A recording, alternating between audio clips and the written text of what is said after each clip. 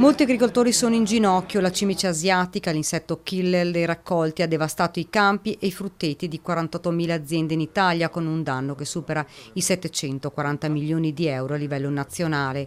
A Fiera Agricola questa mattina la marcia dei trattori in ondata gialla per dire basta a questa devastazione. Sul palco, oltre al ministro delle politiche agricole Teresa Bellanova, anche il presidente della regione Veneto Luca Zaia. Come ricaduta negativa su Veneto significa circa danni all'agricoltura veneta spalmati su oltre 7.800 aziende agricole per un equivalente di 175 milioni.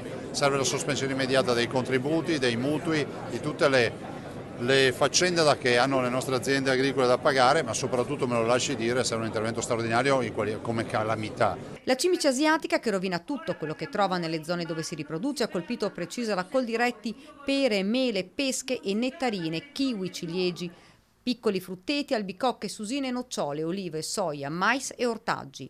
Questo insetto alieno favorito dai cambiamenti climatici rappresenta ormai una vera e propria emergenza per il nostro sistema produttivo. Chiediamo che ci sia finalmente una decisione importante che dia la possibilità appunto di poter iniziare questo percorso con la Vespa Samurai per debellare finalmente questa piaga che ormai da anni perseguita tanti produttori.